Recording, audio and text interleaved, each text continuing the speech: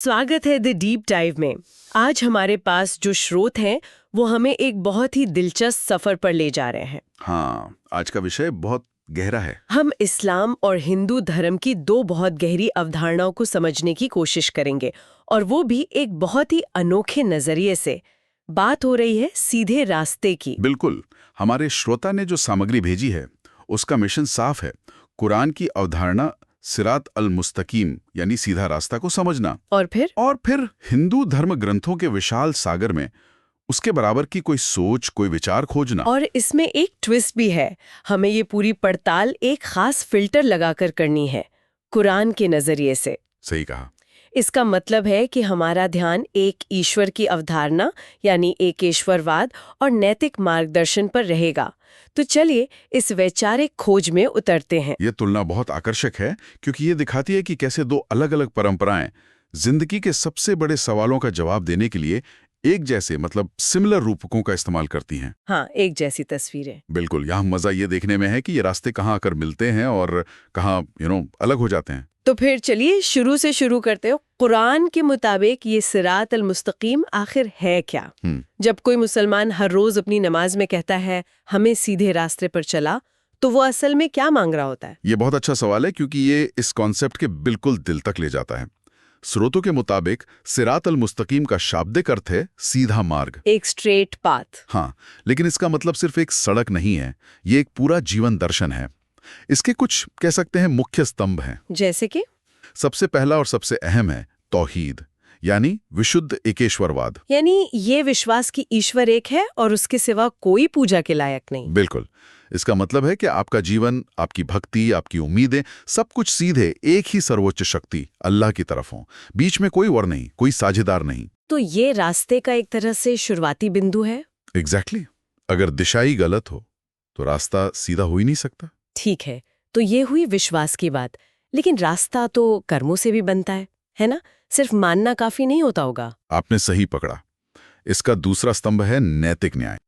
कुरान का सूरा 6 आयत 151 से 153 तक, जिसे इस रास्ते का एक नक्शा भी कहा जा सकता है, वो साफ साफ बताती है कि इस रास्ते पर चलने का मतलब क्या है। अच्छा, क्या क्या चीजें हैं उसमें? जैसे कि माता पिता से अच्छा बर्ताव करना, गरीबों का हक नहीं मारना, अन्याय से किसी की जान न लेना, नापतौल में ईमानदारी बरतना। ये सिर्फ आध्यात्मिक बातें नहीं बल्कि सामाजिक न्याय के ठोस नियम हैं। और एक बात जो मुझे स्रोतों में दिलचस्प लगी वो ये कि ये रास्ता किसी इंसान का बनाया हुआ नहीं है। यही इसका तीसरा और सबसे खास पहलू है। ये ईश्वर द्वारा निर्देशित मार्ग है जो पैगंबरों के जरिए इंसानों तक पहुंचाया गया। अच्छा, ये कोई दार्शनिक अटकलबाजी नहीं है बल्कि एक तरह का डिवाइन जीपीएस है। इसीलिए सूरह अल-फातिहा की आयत 6 में इसे मांगा जाता है, हमें सीधे रास्ते पर चला। तो ये हर रोज की एक प्रार्थना है, एक रिमाइंडर। हाँ, कि मार्गदर्शन ऊपर से आता है। कमाल है। तो एक सीधा रास्ता जो एक ईश्वर की तरफ जाता है, जिस पर चलने के लिए साफ नैतिक नियम है और जिसका नक्शा पैगंबरों ने दिया है। अब असली चुनौती शुरू होती है। हिंदू धर्म ग्रंथों के विशाल और विविध संसार में क्या हमें इसके बराबर कुछ मिलता है? कहाँ से शुरू करें? ये सवाल ही अपने आप में एक पहे ही है। हिंदू धर्म में कोई एक केंद्रीय किताब या एक पैगंबर की परंपरा नहीं है। यहाँ वेदों से लेकर उपनिषदों और गीता तक विचारों का एक महासागर है। सही बात है। लेकिन अगर हम सीधे रास्ते के मूल विचार को पकड़ें, एक दैवीय, व्यवस्थित और सच्चा मार्ग, तो सबसे करीबी और सबसे पुरानी अवधारणा हमें वेदों में मिलती है, और वो है रित। रित, ये शब्द मैंने सुना है, लेकिन इसका ठीक ठीक मतलब क्या है? रित को समझना थोड़ा मुश्किल है क्योंकि आज की भाषा में इसके लिए कोई एक शब्द नहीं है। आप इसे ब्रह्मांडीय सीधा क्रम कह सकते हैं। ब्रह्मांडीय क्रम। हाँ, ये वो अदृश्य नियम है जो सूरज को रोज सुबह उगाता है, मौसमों को बदलता है और ब्रह्मांड में हर चीज को अपनी जगह पर रखता है। तो ये सिर्फ फिजिकल लॉ नहीं है? नहीं, ये एक नैतिक नियम भी है।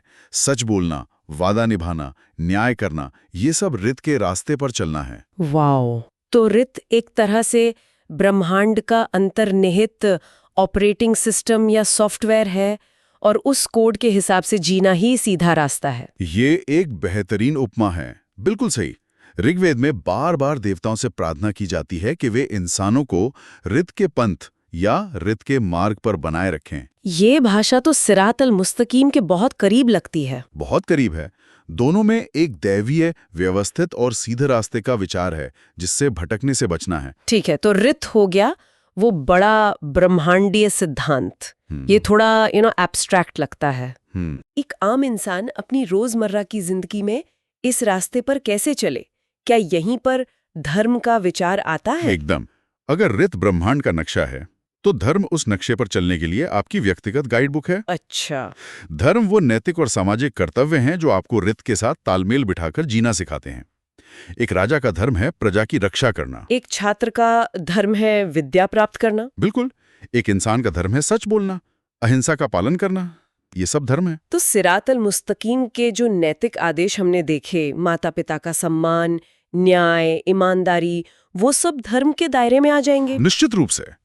भगवत गीता तो धर्म की व्यवहारिक व्याख्या से भरी हुई है। हाँ। अध्याय 3, 4 और 16 में धर्मी आचरण, आत्मनियंत्रण, न्याय, सच्चाई, करुणा, इन सब पर बहुत जोर दिया गया है। तो ये वही नैतिक गुण हैं जो सिरात अल मुस्तकीम पर चलने वाले के लिए जरूरी हैं। तो आप कह सकते हैं कि रित वैचारिक रूप से सिरात के देवीय क्रम के समानांतर है और धर्म उसके नैतिक आयाम के। स्रोतों में एक और छवि का जिक्र है जो मेरे दिमाग में अटक गई है, उपनिषदों से। एक ऐसा रास्ता जो तलवार की धार की तरह तेज है। हाँ। ये सिर्फ सीधा नहीं है, इसमें एक तरह का खतरा और चुनौती का एहसास है। हाँ, ये कठोपनिषद का एक बहुत शक्तिशाली रूपक है। श्लोक कहता है कि ज्ञानियों ने इस रास्ते को क्षुरस्य धारा निशिता दुरत्तया कहा है। जिसका मतलब? यानी तलवार की तेज धार की तरह, जिस पर चलना बहुत कठिन है। ये छवि दो बहुत जरूरी बातें बताती है। क्या? पहली, कि सत्य का मार्ग आसान नहीं है। ये कोई चौड़ा हाईवे नहीं है जिस पर कोई भी आंख बंद करके चल पड़े। इस पर चलने के लिए जबरदस्त अनुशासन, एकाग्रता और संतुलन की जरूरत है। जरा सा भटकें और आप गिर सकते हैं। और दूसरी बात? दूसरी बात, इस पर चलने के लिए एक गाइड, एक गुरु की जरूरत होती है। उपनिषद कहता है कि बुद्धिमानों से सीखकर ही इस रास्ते को जाना जा सकता है। ये बात तो कुरान की उस अवधारणा से बिल्कुल मेल खाती है, जहां एक सीधे रास्ते और भटकाने वाले कई दूसरे रास्तों में फर्क किया गया है। बिल्कुल। सूरत 6 की आयत 153 में कहा गया है, यही मेरा सीधा रास्ता है, तो तुम इसी पर चलो और दूसरे रास्तों पर ना चलो, वरना वे तुम्हें अल्लाह के रास्ते से भटका देंगे। हाँ, एक मुख्य मार्ग और कई गलत गलियां। तलवार की धार वाला रूपक इसी चुनाव की गंभीरता को दिखाता है। ये कोई मामूली चुनाव नहीं है। ये जीवन और भटकाव के बीच का चुनाव है। सही कहा। दोनों परंपरा मानती हैं कि एक सच्चा रास्ता है और कई धोखेबाज रास्ते भी हैं। इसी सिलसिले में भगवत गीता में भक्ति के जरिए भी एक सीधे रास्ते का जिक्र है ना, जहां सिर्फ एक ईश्वर पर ध्यान केंद्रित करने की बात कही गई है। हाँ, ये एक और बहुत मजबूत समानांतर विचार है। गीता के अध्याय 9 श्लोक 22 में भगवान कृष्ण कहते हैं कि जो लोग बिना भटके एकनिष्ठ होकर सिर्फ मेरा चिंतन करते हैं, उनके योग क्षेम का वहन मैं करता हूँ। यानी उनकी सुरक्षा और जरूरतें मैं पूरी करता हूँ। बिल्कुल। और फिर वो प्रसिद्ध श्लोक भी है, सर्वधर्मान परित्यज्य मामेकम शरणम व्रजा। हाँ, अध्याय 18 श्लोक 66। सभी धर्मों मतलब रास्तों या कर्तव्यों को त्याग कर केवल एक मेरी शरण में आ जाओ। ये सब कुछ छोड़कर एक पर ध्यान केंद्रित करना का विचार। ये तो कुरान की तौहीद की भावना के बहुत करीब है। बहुत करीब। एक ऐसा सीधा रास्ता जो किसी और तरफ नहीं, सीधे परम सत्ता की ओर जाता है। तो अब तक की बातचीत से ये साफ है कि वैचारिक स्तर पर बहुत गहरी समानताएं हैं, लेकिन चलिए थोड़ा और ठोस होते हैं। ठीक है। स्रोत हमें कुछ आयतों और श्लोकों की सीधी तुलना भी देते हैं, जैसे एकेश्वरवाद के मूल सिद्धांत पर। यह सबसे अहम तुलना है। कुरान की सूरह 6 आयत 151 साफ कहती है, उसके साथ किसी को शरीक न करो, यानी ईश्वर के साथ किसी को साझीदार मत बनाओ। और इसके पैरेलल? अब इसकी तुलना ऋग्वेद के प्रसिद्ध मंत्र से कीजिए। एकम सत विप्रा बहुधा वदंती। सत्य एक ही है, ज्ञानी उसे अलग अलग नामों से पुकारते हैं। ये दिलचस्प है, क्योंकि एक तरफ तो ये कहा जा रहा है कि सत्य एक है जो तौहीद से मिलता है। हाँ। लेकिन दूसरी तरफ ये भी कहा जा रहा है कि उसे कई नामों से पुकारा जाता है, जो बहुदेववाद की तरफ इशारा कर सकता है। ये एक पेचीदा मुद्दा है। बिल्कुल। और यहीं पर व्याख्या का महत्व आता है। अगर हम अपने कुरान के अंदर फिल्टर से देखें तो हम एकम सत्य यानी सत्य एक है वाले हिस्से पर ध्यान केंद्रित करेंगे। क्योंकि वो एक सर्वोच्च वास्तविकता की ओर इशारा करता है। सही कहा। लेकिन आप सही हैं, इसकी व्याख्याएं अलग अलग रही हैं। फिर भी मूल में एक ही सत्य को मानना, ये एक शक्तिशाली समानता है। और नैतिक आदेशों के बारे में क्या, जैसे माता पिता का सम्मान? यहाँ समानताएं और भी साफ हैं। कुरान 6.15 कहता है, और माँ बाप के साथ अच्छा सलूक करो। ठीक है। अब तैत्तिरीय उपनिषद देखिए, मातृ देवो भव पितृ देवो भव। अपनी माता को देवता समझो, अपने पिता को देवता समझो। कहने का तरीका अलग है, पर संदेश का सार तो एक ही है। बिल्कुल, ये दिखाता है कि कुछ नैतिक मूल्य शायद सार्वभौमिक हैं। और एक चीज, ईश्वर का कोई रूप न होना। कुरान में शिर्क यानी ईश्वर की मूर्ति बनाने या किसी को उसका साझीदार बनाने को सबसे बड़ा गुनाह माना गया है। हाँ, सूरह 31 में इसे महान अन्याय कहा गया है। इसके समानांतर यजुर्वेद के अध्याय 32 मंत्र 3 में एक बहुत स्पष्ट बात कही गई है, न तस्य प्रतिमा अस्ति। प्रतिमा मतलब मूर्ति या छवि? हाँ, तो मंत्र कहता है उस परमेश्वर की कोई प्रतिमा नहीं है। ये दोनों ही विचार एक निराकार, अरूप, सर्वोच्च सत्ता की ओर इशारा करते हैं। ये सारी समानताएं वाकई हैरान करने वाली हैं। रित और धर्म का ढांचा, तलवार की धार की छवि, और फिर ये आयत दर आयत नैतिक आदेश। ऐसा लगता है कि हम एक ही मंजिल की तरफ जाने वाले दो अलग अलग नक्शे देख रहे हैं। लेकिन यहीं पर हमारे श्रोता का दिया हुआ फिल्टर काम आता है। इन समानताओं के बावजूद एक बहुत बड़ा और बुनियादी फर्क है। हाँ, और उस फर्क को समझे बिना ये पूरी चर्चा अधूरी है। कुरान का सिरात अल मुस्तकीम बहुत ही स्पष्ट और बिना किसी लाग लपेट के एक ईश्वरवादी है। मतलब इसमें कोई कंफ्यूजन नहीं है? कोई नहीं। ये पैगंबरों द्वारा लाए गए ईश्वरीय मार्गदर्शन से अटूट रूप से जुड़ा हुआ है। इसमें दैवी अवतार यानी ईश्वर का इंसान के रूप में जन्म लेना या मूर्ति पूजा के लिए कोई जगह नहीं है। ये रास्ता एक है, साफ है और अल्लाह द्वारा परिभाषित है। जबकि हिंदू धर्म ग्रंथों में हमें बहुत ज्यादा विविधता मिलती है। बिल्कुल, हिंदू धर्म में ज्ञान मार्ग, भक्ति मार्ग, कर्म मार्ग जैसे कई रास्ते स्वीकार किए गए हैं। यहाँ देवताओं के साकार प्रतीकात्मक रूपों की पूजा भी है और अवतारवाद की गहरी अवधारणा भी। तो यहाँ एक ही सत्य तक पहुँचने के कई तरीकों को मान्यता दी गई है। सही कहा। ये एक बगीचे की तरह है जिसमें कई तरह के फूल हैं, जबकि सिरात अल मुस्तकीम एक सीधी स्पष्ट राह है। तो अगर हम अपने श्रोता के अनुरोध के मुताबिक वो कुरान केंद्रित फिल्टर लगाते हैं, तो हम इन हिंदू अवधारणाओं में से क्या चुनेंगे और क्या छोड़ेंगे? और ये साफ कर दें कि ये कोई मूल्य निर्णय नहीं है, सिर्फ इस तुलना के लिए एक विश्लेषणात्मक उपकरण है। बिल्कुल। इस फिल्टर को लगाने पर हम हिंदू धर्म ग्रंथों के उन हिस्सों को सिरात अल मुस्तकीम के समानांतर मानेंगे जो एक सर्वोच्च निराकार सत्य की बात करते हैं, जैसे एकम सत्य का विचार। ठीक है। हम रित के ब्रह्मांडीय नियम और धर्म के नैतिक ढांचे को स्वीकार करेंगे क्योंकि ये एक सार्वभौमिक नैतिक कानून की बात करते हैं।